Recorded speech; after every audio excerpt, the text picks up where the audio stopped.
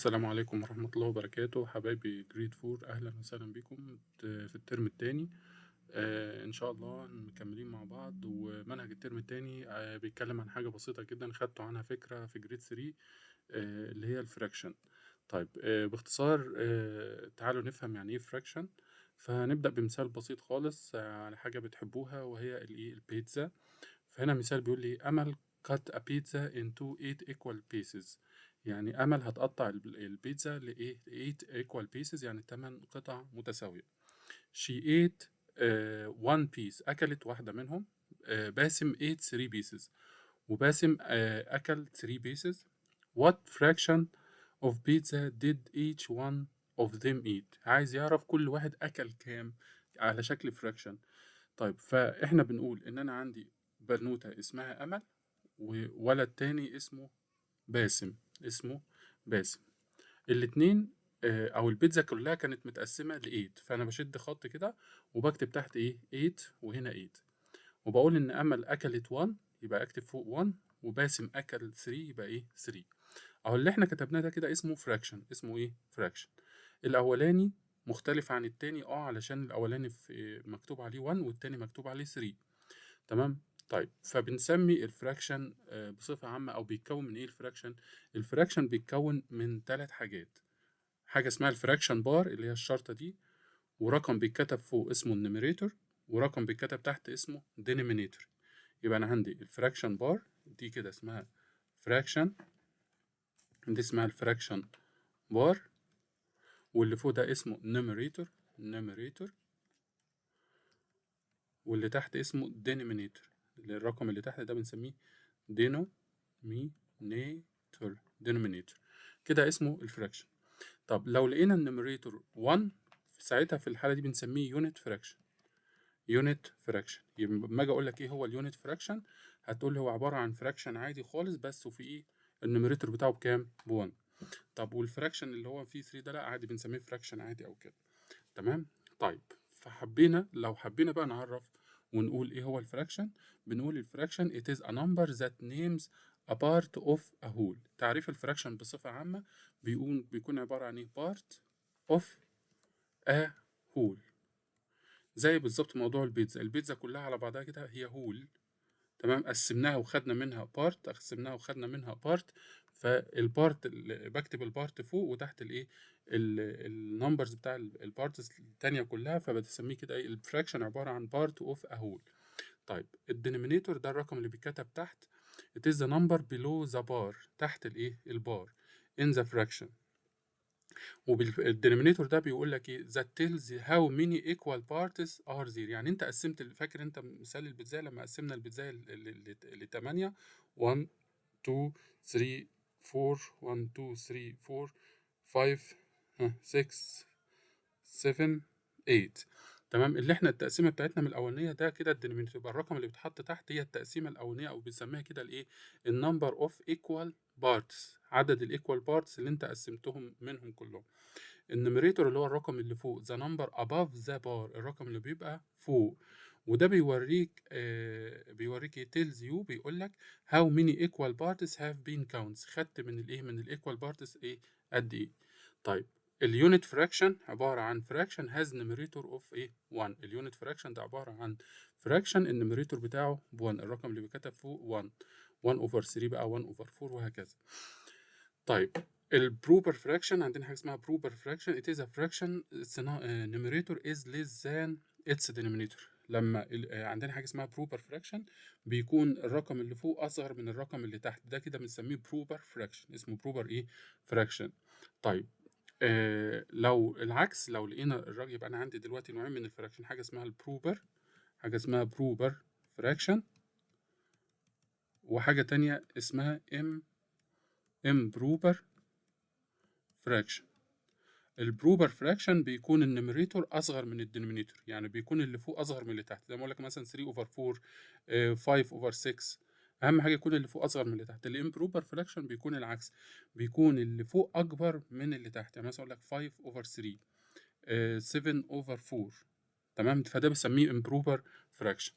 طيب، بعد كده بيوريك ازاي بنعمل حاجه اسمها كومبوز للفراكشن، ازاي بنعمل كومبوز للايه للفراكشن، يعني ازاي بنجمع الفراكشن مع بعضها. طب هنا احنا مقطعين السيركل بتاعتنا مقسمينها لفور ايكوال بارتس، 4 اجزاء ايه متساويه. قال لك ممكن اجمعهم مع بعض علشان يجمعوا لي ايه ويدوني الهول بتاعي. تمام، فالكلام ده اسمه طالما هتجمع الحاجات وتركبها مع بعض اسمها كومبوز. اسمها ايه كومبوز، عكسها كلمة دي كومبوز اللي هو تفكك. احنا دلوقتي بنعمل ايه كومبوز، يعني هديك الحاجة متفككة واقول لك جمعها لي مع بعضها عشان يعملوا ايه كومبوز. تمام، ازاي؟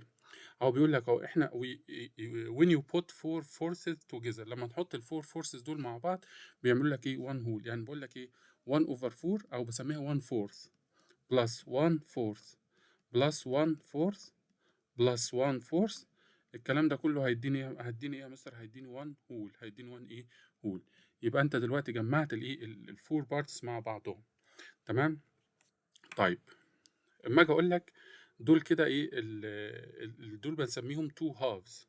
تمام، تو هافز. يعني انا دلوقتي هعمل ايه؟ هستخدم اليونت فراكشن علشان اعمل كومبوز. يعني ايه يا مستر؟ يعني انا عندي هاف، تمام، هجمعه كمان مع هاف تاني علشان يديني ليه ال1 هول. ال1 ايه هول. يبقى انا دلوقتي عملت كومبوز بس باستخدام اليونت فراكشن. اليونت ايه فراكشن. هو انا هعمل كومبوز بطريقه تانية بس ركز بس معايا. دلوقتي هنا ايه 3 سيردز. يعني ايه 3 سيردز؟ ركز معايا. اما اقول لك 1 اوفر 3 بقولها كده 1 اوفر 3، او ممكن اقول 1 ثيرد. ممكن تتقرا كده او كده، الاتنين صح. طيب انا عندي 1 ثيرد وكمان 1 ثيرد وكمان 1 ثيرد، هجمعهم مع بعض فيقوم مديوني ايه؟ مديني 1 هول. طيب هنا 4 فورسز. 4 ايه فورسز هيديني 1 هول. يعني ايه يا مستر 4 فورسز؟ يعني انا عندي 1 اوفر 4 ده لوحده بسميه 1 فورث.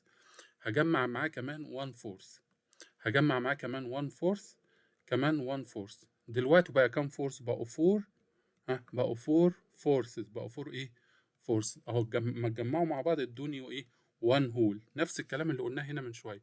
هنا عندي 1 ثيرد مع 1 ثيرد مع 1 ثيرد، اصبح عندي 3 ثيردز. اصبح عندي 3 ايه ثيرد. يبقى ال 3 ثيردز دول هيدوني برضو 1 هول. نفس الكلام هنا الهاف هجمعه مع الهاف يبقى بقول عليه 2 هافز. 2 ايه هافز هيدوني 1 هول. وركز عشان ساعات بيسألك في الحاجات دي يقول لك الفور فورسز ايكوال كام، الثري سيرز ايكوال كام، وهكذا. طيب بعد كده هنستخدم اليونت فراكشن علشان نعمل كومبوز الفراكشن بنفس الطريقه. بقول لك ايه، انا عندي 1 اوفر 4 1 اوفر 4 1 اوفر 4. تمام، اللي هم متلونين قدامك دول هيجمعوا كام واحده؟ هيديلك 3 فورسز. يبقى انا عندي 1 فورث بلس 1 فورث بلس 1 فورث هيديني 3 فورث. طب نفس الكلام هنا. the colored parts الالوان الجزء المتلون هنا 1 over 8 او 1 8، وهنا 1 8 1 8 1 8 1 8. هنجمعهم الاقيهم كام 1 2 3 4 5. هيديك 5 ايه 8 5 8. طيب او بدي لك 5 8. نفس الكلام هنا متقسمه fifths. هذا 1 fifth 2 fifths 3 fifths 4 fifths يدينا 4 ايه fifths. هنا نفس الكلام 1 6 2 sixes 3 sixes 4 sixes. تمام، هيدينا 4 6. طيب دلوقتي هنكمل ونعمل حاجة تانية اسمها ديكومبوز. اللي فات ده كان اسمه كومبوز. كومبوز يعني بنجمع الفراكشنز مع بعضها عشان يديني فراكشن كبير. يعني بقول لك مثلا 1 اوفر 4 او 1 فورث بلس 1 فورث بلس 1 فورث هيدينا كام؟ هيدينا 3 فورثز. تمام، بنجمع البازل مع بعضها علشان تدينا الفراكشن الكبير. دلوقتي هنعمل العكس، هنعمل دي كومبوز يعني نفكك. دي كومبوز يعني ايه نفكك. بص كده على الفراكشن وول اللي قدامي كده. هنبدأ القصة بتاعتنا ان انا عندي ايه 1 هول. تعالوا نغير اللون علشان ايه يبقى اللون شكله مميز. ده عندنا 1 هول، حتة شوكولاتاية واحدة كبيرة اهيت. تمام، هنبدأ اول تقسيمة او اول تفكيكة عندنا هنفككها لايه لهاف وايه وهاف. تمام، بعد كده هنقسم نفس الشوكولاتاية، خلي بالك نفس ال1 دهوت هنقسمه ايه 1 ثيرد و1 ثيرد 1 ثيرد. تمام، خلي بالك هي نفس الشوكولاتايه. يعني انا مغيرتش، هي نفس الشوكولاتايه معايا كل مره، بس كل مره التقسيمه بتاعتي بتختلف. يعني هنا قسمتها او سبتها زي ما هي 1 زي ما هي. التقسيمه اللي بعدها هي نفس الشوكولاتايه، هي قسمتها ايه قسمتها هاف وهاف. التقسيمه اللي بعدها هاخد نفس الشوكولاتايه وهقسمها 3 حتت. ادا 1 2 3 او اللي بقى اسمها 1 اوفر 3، وهنا 1 اوفر 3 1 اوفر 3 1 ثيرد. تمام، بحيث اما تجمعهم مع بعض كل مرة هيدوك ايه هيدوك ال1 معاك كل مرة. تمام، يعني كل مرة هتجمعهم يجمعوا مع بعض ويديكوا الايه ال1. هنا برضو هنقسمها 1 فورث 1 فورث 1 فورث 1 فورث، هنقسمها 4 فورثز. ها، ونفس الكلام 1 فيفث 1 فيفث 1 فيفث 1 فيفث 1 فيفث، هنقسمها ايه 5 فيفثز. ونفس الكلام مع السكسز، ونفس الكلام مع السيفنز والايه والايتس. يبقى احنا دلوقتي ايه قسمناها وما عملنا لها ديكومبوز. طيب خلي بالك بقى من حاجة مهمة، يسألك ايه وتجيلك كتير قوي. انت قلت لي يا مستر لما بنجمعهم مع بعض المفروض ايه بيدوني ال1 تاني، او بنفككهم هما كانوا اصلا 1 وفككناهم. يعني هنا تعالى بص كده، احنا فككناهم كام هاف؟ ها 2 هافز. 2 ايه يعني 2 اوفر 2 كده اسمها 2 هافز. 2 هافز بيديك كام؟ بيديك 1. وهنا كام؟ قسمناها 3 thirds. 3 ايه thirds هيدينا 1. وهنا قسمناها ايه 4 forces. 4 forces هتدينا ايه 1. وهنا قسمناها كام 1 2 3 4 5، قسمناها 5 fifths. 5 fifths هتدينا ايه هتدينا 1. وهنا قسمناها 6 sixes هتدينا 1. وهنا 7 sevenths هتدينا 1. وهنا 8 eighths هتدينا ايه 1 اللي احنا بادئين بيه المسألة بتاعتنا. فقال لك ايه بقى؟ قال لك ان ال1 دهوت ممكن يساوي ايه. يعني انا ممكن اكتب لك ال1، اكتبه لك بالشكل ده، او ممكن اقول لك ال1 عباره عن 1 اوفر 1 او 2 اوفر 2 او 3 اوفر 3 او 4 اوفر 4 او 4 فورسز 3 ثيردز 2 هافز. تمام 5 فيفثز وهكذا. طالما النيميريتور زي الدينومينيتور بيتكتب مكانهم 1، كتب مكانهم ايه 1. طيب تعالوا بقى ايه ناخد مثال ازاي نبدأ نعمل الديكومبوز بكذا طريقة. بيقول لك you can use unit fraction or proper fraction. احنا عرفنا يعني ايه unit fraction وعرفنا يعني ايه proper fraction. اليونت fraction هو اللي بيكون النمريتور بتاعه ب1. والبروبر فراكشن طبعا النمريتور اصغر من الدينومينيتور. يعني ممكن اقول ان اليونت فراكشن هو بروبر فراكشن، مفيش اي مشكله. اليونت فراكشن بيكون بروبر فراكشن. طيب بص معايا كده، انا لو جيت قلت لك ايه احنا معانا 4 اوفر 5 او معانا 4 فيفثز، معانا كده ايه معانا 4 فيفثز، معانا 4 فيفثز. اعملهم لي ديكومبوز بكذا طريقه. اول طريقه واحد هيقول لي ايه، ما الفور ده يا مستر اقسمها 1 over 5 أو 1 fifth بلس 1 fifth بلس 1 fifth بلس إيه 1 fifth. تمام، يبقى الفور فيفثز قسمناهم 1 و1 و1 و1. واحد تاني لا يقول لي إيه، أنا هقسم 2، هقسم الفور لإيه ل 2 و1 و1. يعني أقسمها زي مثلا 2 over 5 أو 2 fifths بلس 1 over 5 بلس 1 over 5. في النهاية كله هيبقى 4 اوفر 5 زي ما احنا اتفقنا، يعني 2 بلس 1 3 3 بلس 1 ايه 4. طيب واحد تاني يقول لي لا يا مستر انا هقسم الفور، هقسمها ل 3 اوفر 5 و1 اوفر 5. تمام. او واحد تاني يقول لي هقسمها ليه ل 2 اوفر 5 و2 اوفر 5. بس خلي بالك التقسيمه الاخيره دهيت مفيش فيها يونت فراكشن. هنا نو يونت فراكشن، مفيش هنا يونت ايه فراكشن. دي فيها يونت فراكشن، فيها يونت فراكشن اللي هو كام 1 اوفر 5 و1 اوفر 5. دي فيها يونت فراكشن، دي كلها يونت فراكشن. تمام. هنا دي فيها يونت فراكشن، فيها ايه يونت فراكشن. تمام. طيب يبقى احنا كده عملنا ايه كومبوز. يا سيدي ايه الفرق ما بين الكومبوز؟ الكومبوز بيكون عندك الحاجه متفككه وبتجمعها زي ما ايه ما شفنا كده. يعني انت عندك 1 1 اوفر 8 1 اوفر 8 1 اوفر 8 1 اوفر 8 وهنجمعهم مع بعض يدينا ايه 5 اوفر 8. الديكومبوز بتفككهم تاني. طيب تعالى بقى ايه بيقول لك ايه create a model to represent each of the following. احنا عايزين 1 whole ونقسمه كام 1 over 5 1 over 5 1 over 5 1 over 5 1 over 5. يعني انت هنا هنكريت موديل. يعني ايه كريت موديل؟ انت اللي هتعمل الموديل. بس الموديل يا مستر انا ما بحبش ارسم السيركل. قال لك ممكن نعمله ريكتانجل عادي خالص. ممكن نعمل الموديل بتاعنا ريكتانجل. تمام. ونقسمه كام يا شباب؟ نقسمه اهم حاجه ايه 5. نقسمه 5 ادي 1 2 3 4 5. وهنقسمه كام 1 over 5 2 over 5 3 over 5 4 over 5 5 over 5. مستر ممكن ألونهم ولا أسيبهم كده؟ لأ، ممكن أكتب هنا 1 over 5 أو 1 fifth وهنا 1 fifth وهنا 1 fifth 1 fifth 1 fifth. طيب يا مستر هو عايزهم كلهم؟ عايزهم كلهم لأن هو قايل لك أنا عندي 1 هول هنقسمه بالشكل ده. طيب عندنا برضو 1 هول هنقسمه لإيه؟ لإيتسز. نقسمه لإيه؟ لإيتسز. يعني أرسم ريكتانجل زي ما المستر قال لنا نرسم ريكتانجل ونقسمه لإيتس 1 2 3 4 5 6 7 8.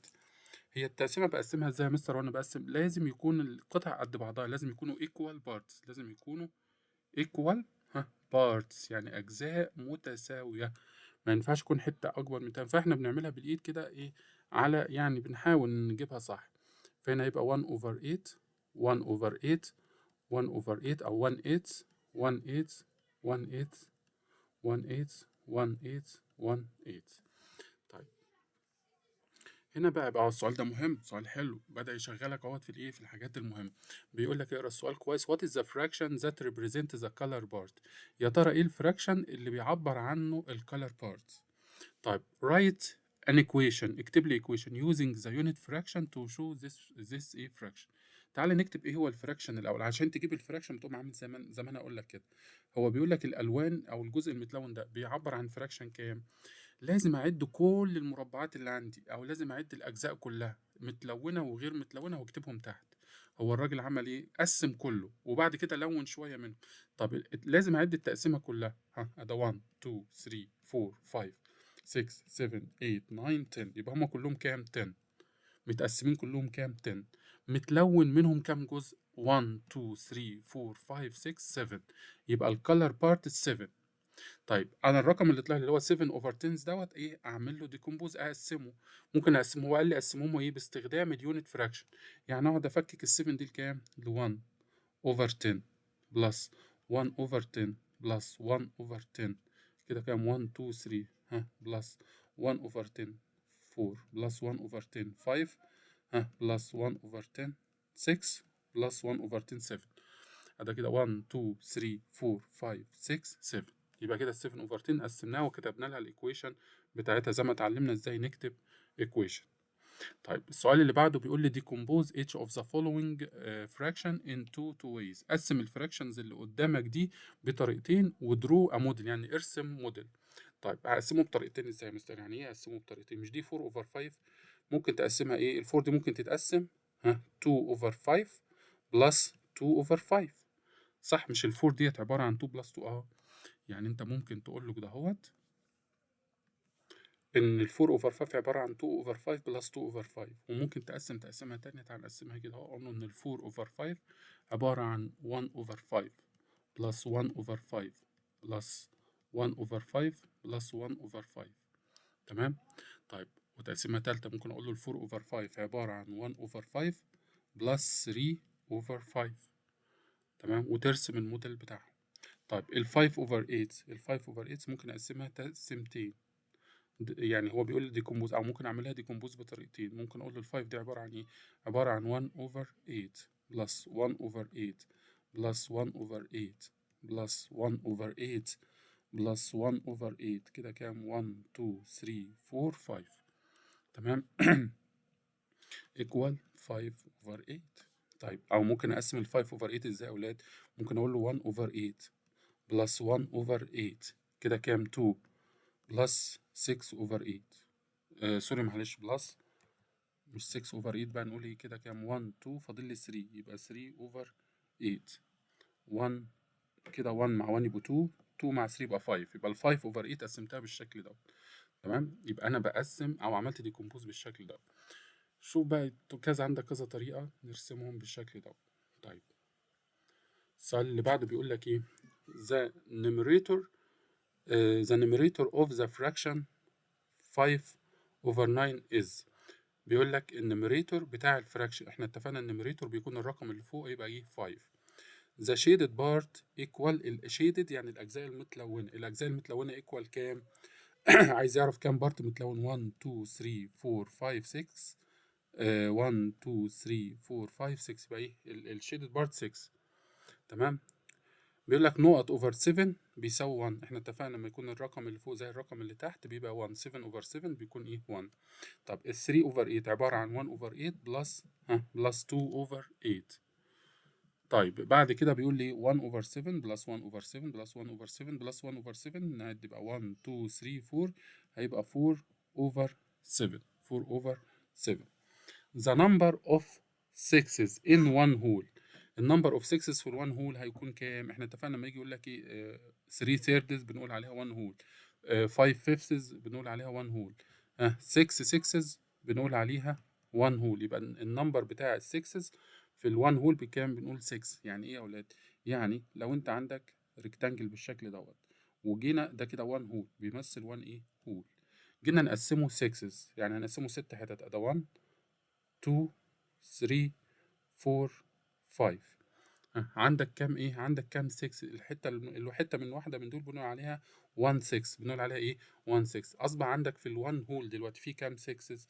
هتقول لي ده 1 2 3 4 5 6، يبقى في كام 6؟ 6 6 6 6 اهو يا اولاد. ال1 هول تعال نقول ال1 هول عباره عن 2 هافز. ال1 هول عباره عن 2 ايه هافز. ال1 هول عباره عن 3 thirds، عباره عن 3 thirds. ال1 هول عباره عن 4 forces، عبارة عن 4 forces. ال1 هول عبارة عن 5 fifths، عبارة عن 5 ايه fifths.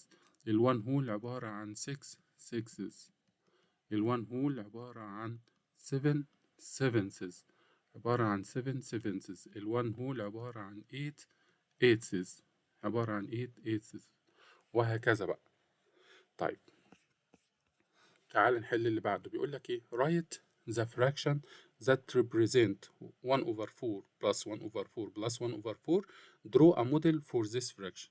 طيب الفراكشن اهو، تقول له كده، هتقوم كاتب الاول 1 over 4 plus 1 over 4 plus 1 over 4 هيكوال كام يا شطار؟ هنحط ال 4 تحت، اوعى تجمع الدينومينيتور ما بقربلوش. 1 plus 1 equal 2 2 plus 1 equal 3. طب تعالى نرسم له موديل. نرسم موديل ازاي؟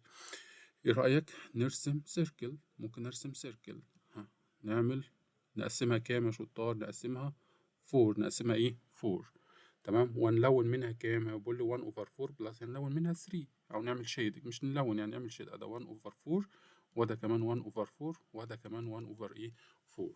طيب السؤال اللي بعده بيقول لي use unit fractions to write an equation. استخدم لي اليونت fraction، وانا عايزك تحلها بطريقة اليونت fraction. to write an equation that represents the fraction for the colored part. طيب الأول تعالى نعرف الأجزاء كلها كام. اتفقنا علشان نكتب الفراكشن لازم نعد الأجزاء كلها. تعالى نعد الأجزاء كلها. ده 1 2 3 4 5، يبقى اكتب تحت كام 5.